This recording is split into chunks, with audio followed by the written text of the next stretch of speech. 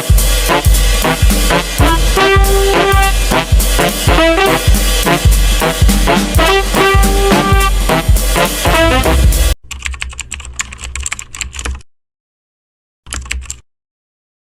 guys, selamat datang di Ekonomi dan Sejarah Berbicara. Sebelumnya kalian pernah gak sih bawa satu uang segerobak cuma buat beli satu roti doang? Pernah gak? Nah, pokoknya itu yang pernah terjadi di Jerman pada awal tahun 1920-an. Nah, kita perkenalan dulu yuk. Yang pertama itu ada saya sebagai host, Syahlandin Kamila. Nah, host yang kedua itu akan diperankan oleh Kalista. Dan masuk ke narasumber. Narasumber yang pertama itu akan dibawakan oleh Rizky, yang dimana dia itu akan menjelaskan tentang sejarawan Perang Dunia I. Nah, narasumber 2 ini akan diperankan oleh Fahri, yang dimana dia akan menjelaskan tentang ekonom moneter. Yang ketiga ini akan dibacakan oleh Anissa, yang dimana dia ini akan menceritakan tentang sosiolog. Nah, terus yang keempat itu ada Zidan, dia akan menjelaskan tentang pelaku sejarah. Yang kelima akan diperankan oleh Yuska, dia akan menjelaskan tentang analisis ekonomi kontemporer. Nah, kita langsung lanjut aja yuk ke tema kita, yaitu hiperinflasi Jerman pada awal tahun 1921 sampai 1923 saat uang menjadi tidak berharga. Kita mulai dari Rizky aja ya. Ki, kenapa sih Jerman itu bisa masuk ke situasi ekonomi yang begitu parah pasca Perang Dunia I? Jerman pada tahun 1919 setelah Perang Dunia I dibuat perjanjian Versailles, yang dimana itu membuat ekonomi Jerman itu hancur berkeping-keping. Apakah sejak awal inflasi langsung meledak? Ekonomi Jerman itu tetap stabil, tapi sampai tahun 1921 ekonominya mulai hancur setelah usaha reparasi yang terlalu besar. Nah, abis ini Fahri coba dong dari sisi ekonomi, bagaimana sih mekanisme inflasi ini tuh terjadi? Terima kasih pertanyaannya. Jadi setelah Perang Dunia Pertama, Jerman menghadapi masalah besar, yaitu harus membayar utang perang yang sangat besar jumlahnya. Pemerintah waktu itu mengambil jalan pintas dengan mencetak uang dalam jumlah yang luar biasa banyak. Awalnya terlihat praktis karena semua kebutuhan negara bisa dibayar, tapi akibatnya jumlah uang beredar jauh lebih banyak dibandingkan barang dan jasa yang tersedia. Dampaknya langsung terasa, yaitu nilai mata uang Jerman yang saat itu mark jatuh bebas. Bayangkan hari ini uang 1000 mark masih bisa dipakai untuk beli roti, tapi besok roti yang sama sudah berharga 2000 mark. Akhirnya masyarakat kehilangan kepercayaan pada mata uang mereka sendiri. Banyak orang yang memilih barter atau menggunakan mata uang asing daripada memegang mark. Nah, dari sinilah muncul efek berantai atau lingkaran setan, hyperinflasi. Harga barang naik terus sehingga orang butuh lebih banyak uang tunai untuk belanja. Pemerintah menanggapi dengan mencetak uang lagi supaya gaji dan biaya hidup bisa dibayar, tetapi uang baru ini malah membuatnya nilainya jatuh lebih dalam. Masyarakat semakin tidak percaya, lalu harga cepat semakin naik. Siklus ini berulang terus sampai akhirnya Jerman mengalami hyperinflasi. Uang-uang benar-benar hampir tidak ada nilainya dan fungsinya sebagai alat tukar pun hilang. Kurang lebih seperti itu.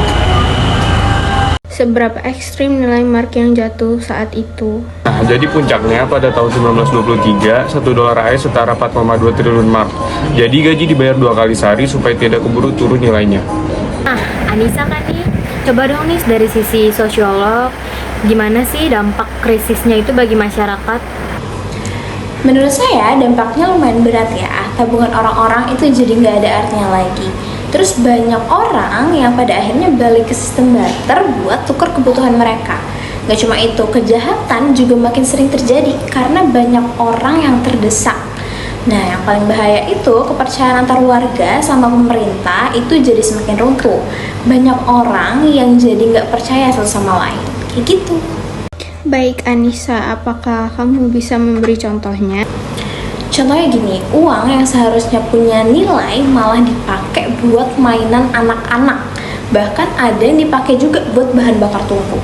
Bayangin aja coba, nilai uang yang lebih rendah daripada kertas sendiri. Jadi orang udah bener-bener gak percaya lagi sama yang namanya uang. Guys, kita dengar langsung aja yuk dari Zidan, karena kan Zidan yang memerankan saksi hidupnya. Jadi gini, namaku Zidan. Kalau aku ingat tahun 1923, rasanya kayak mimpi buruk yang gak selesai-selesai. Setiap pagi, aku harus antri depan toko roti. Bukan bawa duit secukupnya kayak zaman normal, tapi bawa keranjang penuh uang kertas. Bayangin aja, duit segitu banyak cuman buat sepotong roti. Pagi itu, aku melihat papan harga satu roti kecil 250.000 mark. Aku cek duitku, ternyata masih aman. Tapi, karena antreannya panjang banget, jam udah jalan 2 jam. Pas akhirnya papan harga diganti, aku kaget, harganya naik jadi 500.000 mark. Uangku langsung gak cukup, rasanya kayak ditampar. Akhirnya, aku pulang buru-buru. Di rumah, aku bongkar laci. Ada satu barang berharga, jam saku tua peninggalan ayahku. Berat banget sih rasanya, tapi aku bawa ke pasar gelap dan tahu apa yang aku dapat? Cuma 2 roti kertas sama sebotol susu. Pas sampai di rumah, adikku seneng banget. Dia langsung makan roti itu dengan lahap, kayak nggak peduli apapun. Aku ikut tersenyum, dalam hati rasa hancur. Jam peninggalan ayah hilang, cuma demi 2 roti. Sejak saat itu, aku benar-benar sadar, duit yang gak mau pegang udah bukan duit lagi. Itu cuma kertas kosong yang makin hari makin gak ada artinya. Fahri, bagaimana krisis ini akhirnya dihentikan? Nah, jadi reaksi Jerman pada saat itu, karena keadaan semakin parah, harga-harga naik setiap hari, dan rakyat tidak percaya lagi pada mark, muncul tokoh penting yaitu bernama Gustav Stresemann, yang saat itu menjadi kanselir Jerman. Stresemann sadar kalau krisis ini terus dibiarkan, negara bisa runtuh. Maka ia mengambil alih langkah berani. Pertama, ia menghentikan kebijakan perlawanan pasif di Ruhr, Prancis, karena membiayai mogok pekerja dengan uang cetakan hanya memperburuk inflasi. Yang kedua, ia menunjuk seorang ahli keuangan bernama Hjalmar Sach untuk memperbaiki sistem moneter. Sach kemudian memperkenalkan mata uang baru yang bernama Rentenmark. Bedanya dengan mark lama, Rentenmark ini tidak dijamin emas karena emas Jerman sudah habis untuk reparasi perang, tetapi dijamin oleh aset nyata seperti tanah dan properti industri. Nilainya ditetapkan 1 Rentenmark sama dengan 1 triliun mark lama. Selain itu, pemerintah juga menghentikan kebiasaan mencetak uang berlebihan. Uang baru hanya dicetak sesuai kebutuhan nyata perekonomian.